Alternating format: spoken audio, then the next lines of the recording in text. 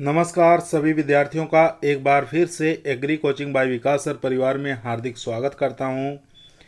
हम लोग रोज़ एग्रीकल्चर के बेहतरीन प्रश्नों के साथ मुलाकात करते हैं।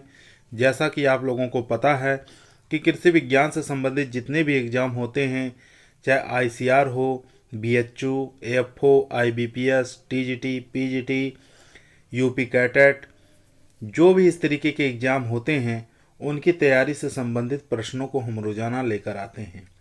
प्यारे विद्यार्थियों, जितने भी आप लोग हमारे चैनल से जुड़े हैं, सबका हम एग्री कोचिंग बाय विकास सर परिवार में स्वागत करते हैं। आज की जो हमारी क्लास रहने वाली है वो यानी कि सरसों के बारे में हम आज आप लोगों को पढ़ाएंगे। सरसों के कुछ सामान्य जानकारी पहले हम इसके बारे में दे देते हैं। सरसों यानी कि राजस्थान की प्रमुख तिलहनी फसल इसको कहा जाता है। ठीक है, राजस्थान की प्रमुख तिलहनी फसल है, ये आपको याद होना चाहिए। उसके बाद बात कर लेते हैं इसका बॉटनिकल नेम क्या है। तो बॉटनिकल नेम इसका हो जाएगा ब्रेसिका स्पीसीज, इसको कहा जाता है। ठीक है, ब्रेसिका स्पीसीज कहा जाता है क्योंकि कई प्रकार की सरसों पाई जाती है, जैसे काली सरसों, पीली सरसों और भूरी सरसों।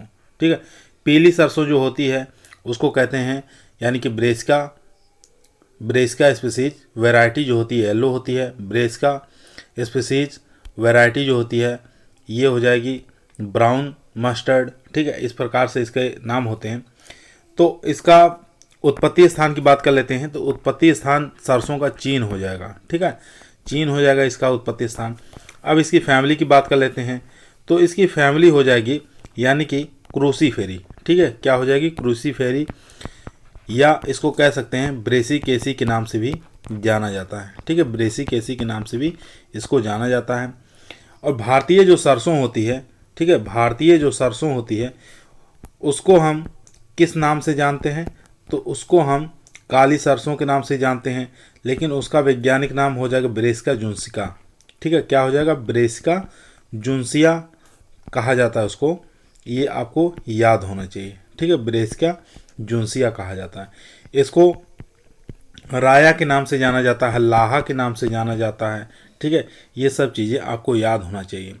और सरसों का जो तेल होता है हृदय रोगियों के लिए ये नुकसानदायक होता है। ठीक है, क्योंकि इसके अंदर एरोसिक एसिड की मात्रा अधिक पाई जाती है। और सरसों में जो तीखापन होता है ये आइसोथायोसाइनेट के कारण होता है। और सरसों में तेज तीखापन और सरसों के तेल खराब होने के कारण किसके कारण होता है ये भी आपको याद होना चाहिए। सरसों का जो तेल खराब हो जाता है वो सीनी ग्रेन के कारण खराब हो जाता है। ठीक है, सीनी ग्रेन के कारण खराब हो जाता है। और सरसों के जो तीखापन होता है वो भी सीनी ग्रेन के कारण ही होता है। तो ये सब सामान्य जानकारी थी, ये सब आपको याद होनी चाहिए। चलिए शुरू करते हैं अपने फर्स्ट क्वेश्चन से। क्वेश्चन नंबर फर्स्ट हमारे स्क्रीन पर है। क्वेश्चन कह रहा है निम्नलिखित में से भारतीय सरसों का वानस्पतिक नाम क्या है? ऑप्शन देखते हैं। पहला ऑप्शन है ब्रेसिका कैम्पेस्ट्रिस, दूसरा है ब्रेसिका जुन्सिया, तीसरा है ब्रेसिका नाइग्रा, चौथा ऑप्शन है इरुका सेटाइवा। इन चारों में से बताइए कौन सा करेक्ट आंसर हो जाएगा। तो बात कर लेते हैं इरुका सेटाइवा के। तो ये हो जाएगा यानी कि इसको तारा मीरा कहा जाता है। ठीक है, तारा मीरा कहा जाता है। ये भी एक तिलहनी फसल है।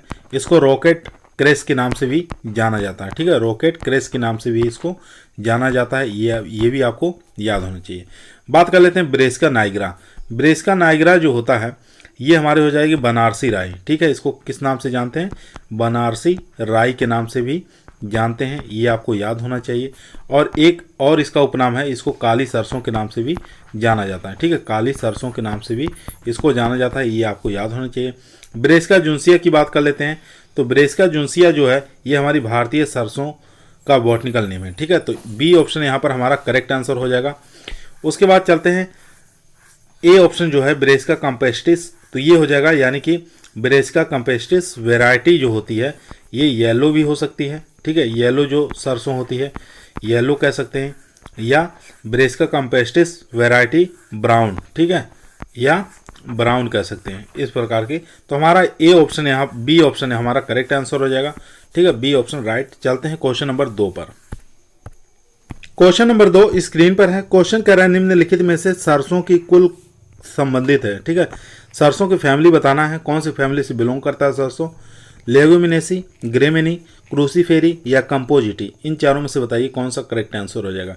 तो आप लोगों को पीछे बता चुके हैं, सरसों जो है ये क्रूसीफेरी से बिलोंग करता है, ठीक है, क्रूसीफेरी कह सकते हैं, या इसका एक और फैमिली है उसको ब्रेसिकेसी के नाम से भी जाना जाता है, ठीक है, ब्रेसिकेसी या क्रूसीफेरी के नाम से जाना जाता है। यहाँ पर सी ऑप्शन हमारा करेक्ट आंसर हो जाएगा, ठीक है। और यहाँ कंपोजिटी जो है ये गेंदा का हो जाएगा, ठीक है, गेंदा जो फ्लावर होता है उसका एक फैमिली है। उसके बाद बात कर लेते हैं ग्रेमिनी के बारे में। आप लोग जानते हैं अनाज वाली जितनी क्रापें होती हैं उनकी फैमिली ग्रेमिनी हो जाएगी, ठीक है। और लेग्यूमिनेसी में जो दलहनी फसलें होती हैं, ठीक है, चाहे आप सोयाबीन हो, मूंगफली हो, ये सब लेग्यूमिनेसी फैमिली में आती हैं। तो सी ऑप्शन हमारा यहाँ पर करेक्ट आंसर हो जाएगा। चलते हैं क्वेश्चन नंबर 3 पर। क्वेश्चन नंबर 3 आपके स्क्रीन पर है। क्वेश्चन कह रहा है सरसों का परीक्षण भार होता है, ठीक है, आपको बताना है सरसों का परीक्षण भार कितना होता है। परीक्षण भार किसे कहते हैं? 1000 दाने के भार को या 1000 बीज को जो वेट होता है उसको क्या कहा जाता है? परीक्षण भार कहा जाता है। ये आपको याद होना चाहिए। तो यहाँ पर सरसों का परीक्षण भार कितना होगा? 3 से 5 ग्राम या 25 ग्राम, 72 ग्राम या 34 से 36 ग्राम। तो बात कर लेते हैं 3 से 5 ग्राम जो आंसर दे रहे हैं वो लोग करेक्ट आंसर दे रहे हैं, ठीक है। ए ऑप्शन हमारा यहाँ पर राइट आंसर हो जाएगा। 25 ग्राम जो होता है ये धान का होता है, ठीक है, किसका होता है? धान का परीक्षण भार होता है। 72 ग्राम किसका हो जाएगा? कपास की जो फसलें होती हैं उनका परीक्षण भार हो जाएगा, 72 ग्राम के आसपास हो जाएगा।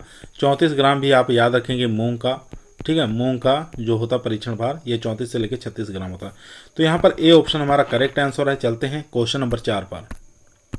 दोस्तों यदि आपको एग्रीकल्चर के किसी भी एग्जाम में सिलेक्शन लेना है तो आप लोग चैनल को ईमानदारी के साथ सब्सक्राइब कर लीजिए। तो क्वेश्चन नंबर 4 आपके स्क्रीन पर है। क्वेश्चन नंबर 4 कह रहा है निम्नलिखित में से सरसों का फल का प्रकार बताना है, ठीक है। इसमें क्या बताना है? सरसों का फल का प्रकार क्या है? कैरियोप्सिस है, पॉड है, कैप्सूल है, सिलिकुआ है। तो बात करते हैं कि कैरियोप्सिस का। कैरियोप्सिस जो हो जाएगा, जितनी भी अनाज वाली फसलें हो जाएंगी उनका जो फल का प्रकार होता है कैरियोप्सिस होता है, ये ध्यान देंगे। पॉड जो होता है यानी कि दलहनी जो फसलें होती हैं, ठीक है, दलहन वाली, उनका फल का प्रकार क्या हो जाएगा? पॉड होता है। कैप्सूल की बात कर लेते हैं तो अरंडी का भी फल का प्रकार कैप्सूल होता है। आंवला का फल का प्रकार भी क्या होता है? कैप्सूल होता है। उसके बाद अफीम का फल का प्रकार भी क्या होता है? ये भी कैप्सूल होता है। उसके बाद बात करते हैं भिंडी का। भिंडी का फल का जो प्रकार होता है ये भी कैप्सूल होता है। सिलिकुआ यहाँ पर राइट आंसर हो जाएगा, यानी कि डी ऑप्शन एकदम करेक्ट आंसर हो जाएगा। सरसों का फल का प्रकार क्या हो जाएगा? सिलिकुआ हो जाएगा, डी ऑप्शन राइट। चलते हैं क्वेश्चन नंबर 5 पर। क्वेश्चन नंबर 5 आपके स्क्रीन पर है। क्वेश्चन कर रहा है निम्नलिखित में से सरसों की किस्म नहीं है। इसमें से बताना सरसों की किस्म कौन सी नहीं है। बायो 902, वरुणा, वसुंधरा, T49, इन चारों में से बताइए कौन सा करेक्ट आंसर हो जाएगा। बायो 902 जो यहाँ पर दिया है इसको पूसा जय किसान के नाम से भी जाना जाता है, ठीक है, पूसा जय किसान भी कहा जाता है। ये काफ़ी फेमस वैरायटी है सरसों की, तो ये आपको याद होना चाहिए। इसको जैव प्रौद्योगिकी द्वारा विकसित किया गया है, ये भी एग्जाम में क्वेश्चन बन ही जाता है, ठीक है, तो ये आपको याद होना चाहिए, ठीक है। उसके बाद बात कर लेते हैं वरुणा। वरुणा को एक उपनाम और है, T59 इसको कहा जाता है, ठीक है, ये भी सरसों की किस्म है। वसुंधरा ये भी सरसों की किस्म है। तो हमारा डी ऑप्शन यहाँ पर इनकरेक्ट आंसर हो जाएगा, ठीक है। T49 जो है ये किसकी किस्म है? ये सोयाबीन की किस्म है, ठीक है, किसकी किस्म हो जाएगी? सोयाबीन की किस्म है, ये आपको याद होना चाहिए। सोयाबीन की कुछ और किस्में हैं, जैसे गौरव को याद कर लेंगे, मोनेटा को याद कर लेंगे, ठीक है, मोनेटा को याद कर लेंगे, अलंकार को याद कर लेंगे, ठीक है, अलंकार को याद कर लेंगे, और इसके साथ अंकुर को भी याद कर लेंगे, ठीक है। ये सब जितनी भी किस्में हैं, एक आती है शिवालिक, ठीक है, एक आती है शिवालिक, ये भी काफ़ी अच्छी किस्म है। ये सब जितनी किस्में बता रहे हैं ये सब सोयाबीन की किस्में हो जाएंगी। तो डी ऑप्शन यहाँ पर हमारे करेक्ट आंसर हो जाएगा, ठीक है। T49 जो किस्म है ये हो जाएगी सोयाबीन की। चलते हैं क्वेश्चन नंबर 6 पर। क्वेश्चन नंबर 6 आपके स्क्रीन पर है। क्वेश्चन कह रहा है सरसों में तेल की मात्रा पाई जाती है 46 से 52%, 45%, 20%, 33 से 35%। तो बात कर लेते हैं 46 से 52% जो पाई जाती है तेल की मात्रा, यानी कि 50 से लेके बात करें 54% तक ये तिल के अंदर तेल की मात्रा पाई जाती है, ठीक है।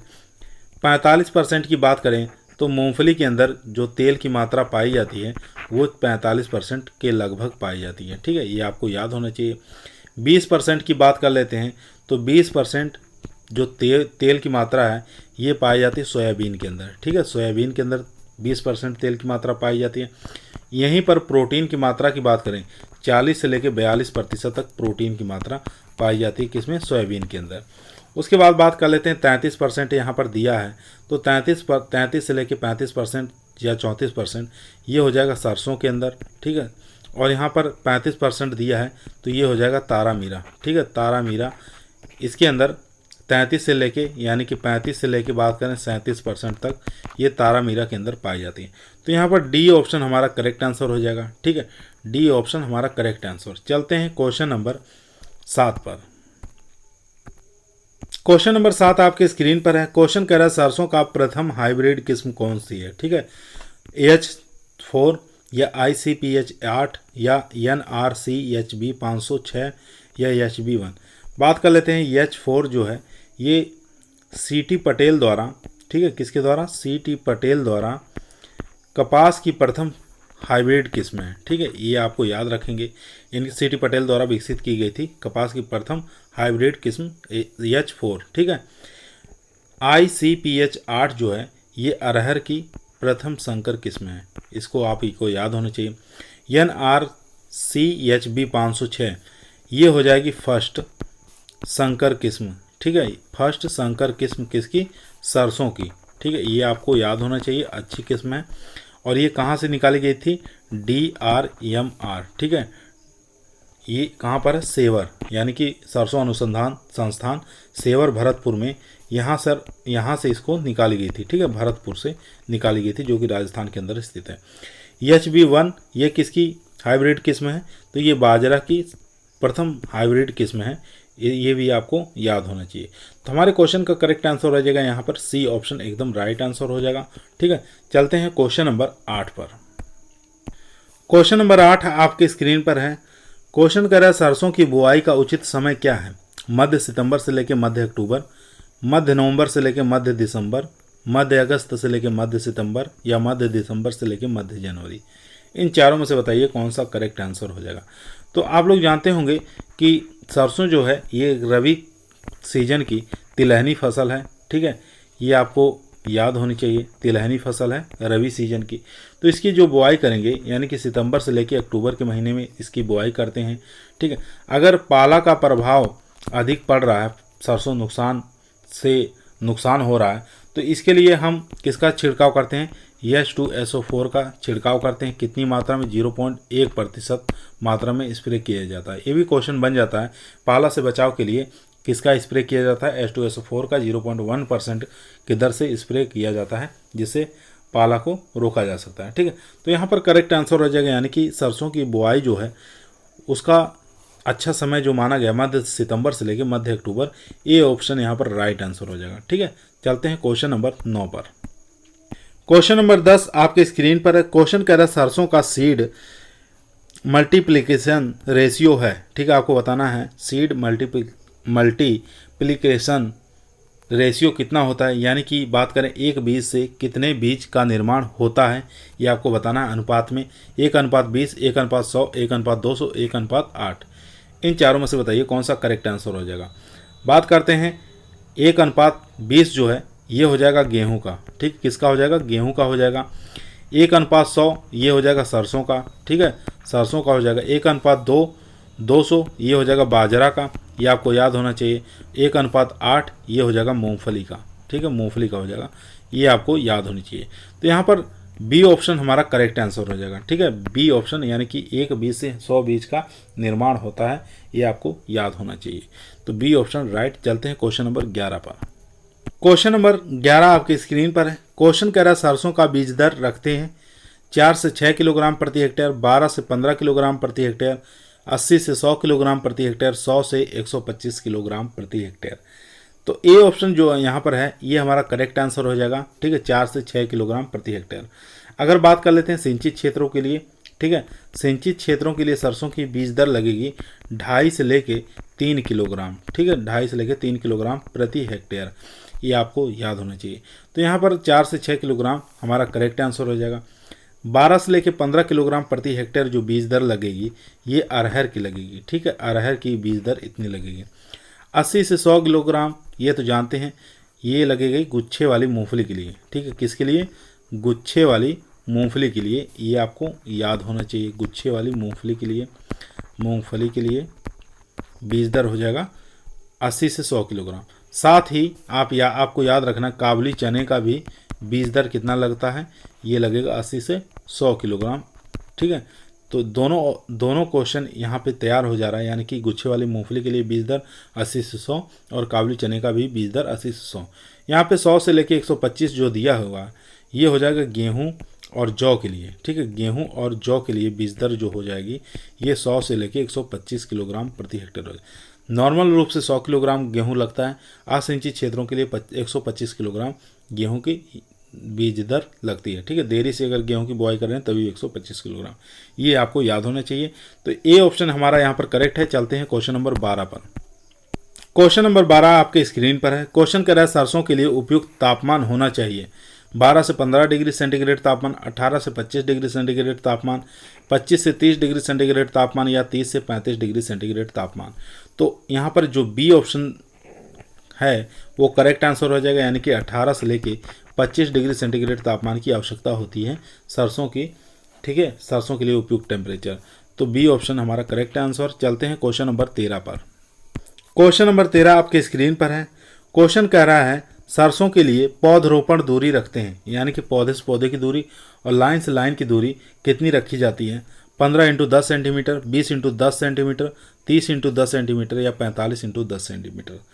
तो इसका करेक्ट आंसर हो जाएगा, यानी कि 30 × 10 सेंटीमीटर। सी ऑप्शन यहाँ पर राइट आंसर हो जाएगा, ठीक है।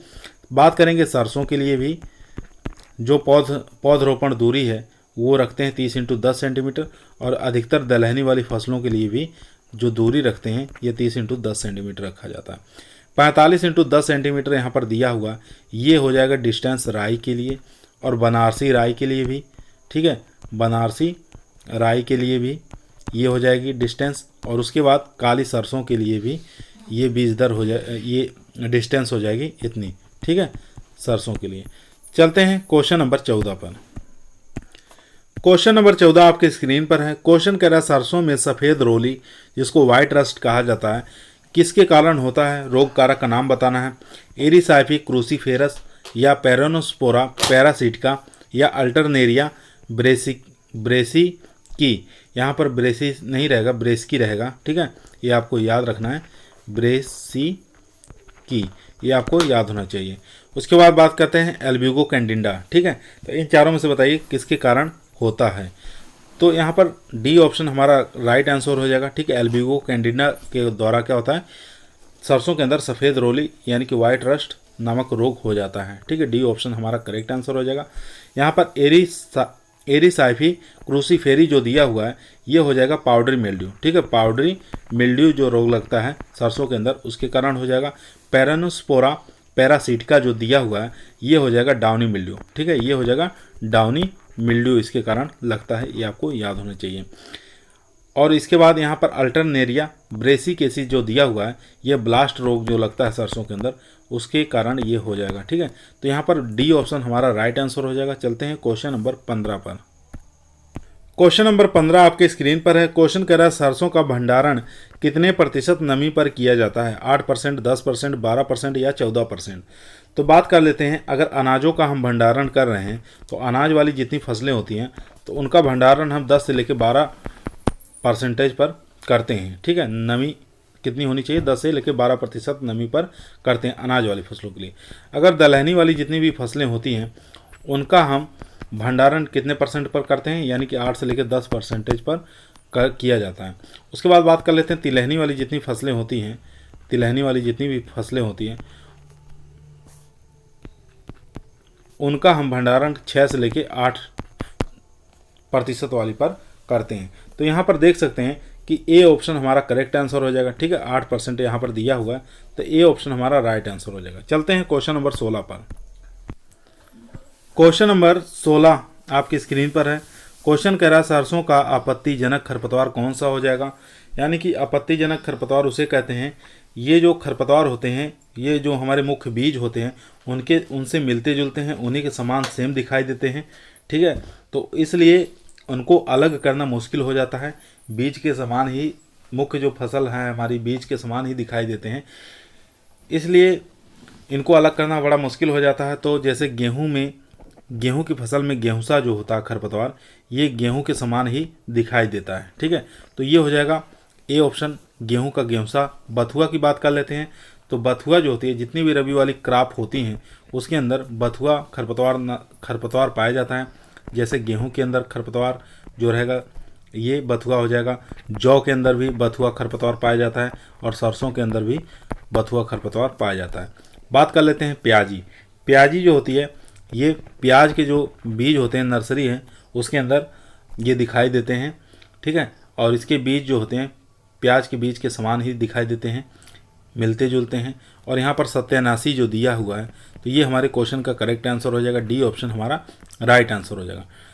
ये जो 87 के बीज होते हैं ये सरसों के बीज के समान ही दिखाई देते हैं, और 87 के बीज से ही ड्रॉपसी नामक बीमारी भी हो जाती है। ठीक है, ड्रॉपसी नामक बीमारी जो होती है ये भी 87 बीज के ही कारण होती है। ठीक है, इसका वैज्ञानिक नाम होता है आर्जीमोना मैक्सिकाना, ये भी आपको याद होना चाहिए। चलते हैं क्वेश्चन नंबर 17 पर। क्वेश्चन नंबर 17 आपके स्क्रीन पर है। क्वेश्चन कह रहा है सरसों की आरा मक्खी का वैज्ञानिक नाम क्या है। ठीक है, काफ़ी इंपॉर्टेंट क्वेश्चन है। सरसों के अंदर मुख्य तौर से आरा मक्खी काफ़ी ज़्यादा नुकसान पहुंचाती है, तो इसका वैज्ञानिक नाम बताना है। तो इसका वैज्ञानिक नाम क्या हो जाएगा? पहला ऑप्शन देखेंगे क्या कह रहा है, एथेलिया लुजेंस प्रोमिक्सा। ठीक है, तो ये हो जाएगा हमारा सरसों की आरा मक्खी। ठीक है, ये हो जाएगी सरसों की आरा मक्खी, इसका वैज्ञानिक नाम है ये। क्या नाम हो जाएगा? एथेलिया लुजेंस प्रोमिक्सा। ठीक है, उसके बाद सेकंड नंबर पे जो दिया हुआ है, सेकंड नंबर पर ये हो जाएगा एथेलिया लुजेंस प्रोमिक्सा। ठीक है, तो ये हो जाएगी, ये आरा मक्खी हो जाएगी। पहला ऑप्शन जो था हमारा ये हो जाएगा पुटेला जायलोस्टेला। ठीक है, पुटेला जायलोस्टेला ये किसका हो जाएगा? ये हो जाएगा यानी कि पत्ता गोभी और फूल गोभी में जो डायमंड बैक मोथ लगता है। ठीक है, जिसको डायमंड DBM कहते हैं, डायमंड बैक मोथ। ये किसके कारण लगता है? ये लगता है पुटेला जायलोस्टेला के कारण। ठीक है, अब बात कर लेते हैं थर्ड ऑप्शन की। थर्ड ऑप्शन हमारा कह रहा है लाफिस एरिसाइमी। ठीक है, ये कौन से कीट का वैज्ञानिक नाम है? तो एफिड जिसको कहते हैं, एफिड या कह सकते हैं माहू का वैज्ञानिक नाम है। ठीक है, माहू का वैज्ञानिक नाम हो जाएगा, ये आपको याद होना चाहिए। उसके बाद बात कर लेते हैं फोर्थ नंबर पे जो दिया है बारगेडा हेलफेरिस क्रूसीफेरम।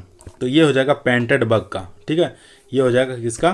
पेंटेड बग का। ये आपको याद होना चाहिए, काफ़ी अच्छा क्वेश्चन है। तो इसमें से क्वेश्चन आ जाते हैं, तो हमारे क्वेश्चन का करेक्ट आंसर हो जाएगा यानी कि बी ऑप्शन यहाँ पर राइट आंसर हो जाएगा। ठीक है, बी ऑप्शन हमारा राइट आंसर हो जाएगा, एथेलिया लुजेंस प्रोमिक्सा। ठीक है, ये सरसों की आरा मक्खी का वैज्ञानिक नाम है, ये आपको याद होना चाहिए। तो पहला ऑप्शन जो दिया है इसमें पुटेला जायलोस्टेला, ये हो जाएगा डायमंड बैक मोथ का। ठीक है, ये भी काफ़ी इंपॉर्टेंट है, जो कि आपके फूल गोभी और पत्ता गोभी में लगता है। तो बी ऑप्शन यहाँ पर राइट। चलते हैं क्वेश्चन नंबर 18 पर। क्वेश्चन नंबर 18 आपके स्क्रीन पर। क्वेश्चन कह रहा है सरसों की बुआई करते समय बीज की गहराई कितनी रखते हैं, या कितना गहरा बोना चाहिए? 2 से लेके 2.5 से लेके 3 सेंटीमीटर, 4 से लेके 5 सेंटीमीटर, 6 से लेके 8 सेंटीमीटर, या इनमें से कोई नहीं। तो फर्स्ट ऑप्शन जो है हमारा ये करेक्ट आंसर हो जाएगा, यानी कि सरसों के लिए जो गहराई रखते हैं बीज के लिए वो 2.5 से लेके 3 सेंटीमीटर रखते हैं। गेहूं के लिए 4 से लेके 5 सेंटीमीटर रखते हैं, ये हो जाएगा गेहूं का, इसको भी आपको याद होना चाहिए। 6 से लेके 8 सेंटीमीटर की बात करें तो ये हो जाएगा चना के लिए। ठीक है, तो ये ऑप्शन हमारा यहाँ पर राइट आंसर। चलते हैं क्वेश्चन नंबर 19 पर। क्वेश्चन नंबर 19 कह रहा है DRMP। ठीक है, ये स्थित है कहाँ पर है? उदयपुर में, भरतपुर में, जयपुर में, या बीकानेर में। ठीक है, इसको कहते हैं डायरेक्टरेट रिसर्च मास्टर्ड रैपसीड। ठीक है, तो ये आपको बताना है, ये आर रहेगा। ठीक है, आर रहेगा, डायरेक्टरेट रिसर्च मास्टर्ड रैपसीड। कहाँ पर स्थित है, तो ये आपको बताना है। तो इसका करेक्ट आंसर हो जाएगा, यानी कि बी ऑप्शन यहाँ पर करेक्ट आंसर हो जाएगा। तो इसकी स्थापना की बात कर लेते हैं। तो इसकी स्थापना अक्टूबर 1993 में हुई थी। ठीक है, तो उस समय इसका नाम था NRCRM। ठीक है, इसको बोलते हैं national research centre rapeseed mastered. ठीक है, इसके रूप में इसकी स्थापना हुई थी, लेकिन बाद में 2009 में इसका नाम बदल कर क्या कर दिया गया था, DRMR के नाम से जाना जाता है। ठीक है, तो यहाँ ये कहाँ पर है, सेवर भरतपुर में। ठीक है, सेवर भरतपुर राजस्थान में स्थित है। तो बी ऑप्शन यहाँ पर राइट आंसर हो जाएगा। चलते हैं क्वेश्चन नंबर 20 पर। क्वेश्चन नंबर 20 जो कि आज की वीडियो का हमारा लास्ट क्वेश्चन रहेगा। क्वेश्चन कह रहा है सरसों की कटाई का उपयुक्त समय क्या होता है, जनवरी से फरवरी या फरवरी से मार्च, अप्रैल से मई या इनमें से कोई नहीं। तो इसका करेक्ट देख लेते हैं आंसर क्या हो सकता है। तो इसका करेक्ट आंसर हो जाएगा फरवरी से मार्च में इसकी कटाई करते हैं। तो बी ऑप्शन यहाँ पर करेक्ट आंसर हो जाएगा। अगर आप लोगों को वीडियो अच्छा लगा हो तो वीडियो को लाइक करिएगा, दोस्तों में शेयर करिएगा। अगर चैनल पर नए आए हैं तो चैनल को सब्सक्राइब जरूर करिएगा। जितने लोग वीडियो देख रहे हैं सभी लोगों को धन्यवाद।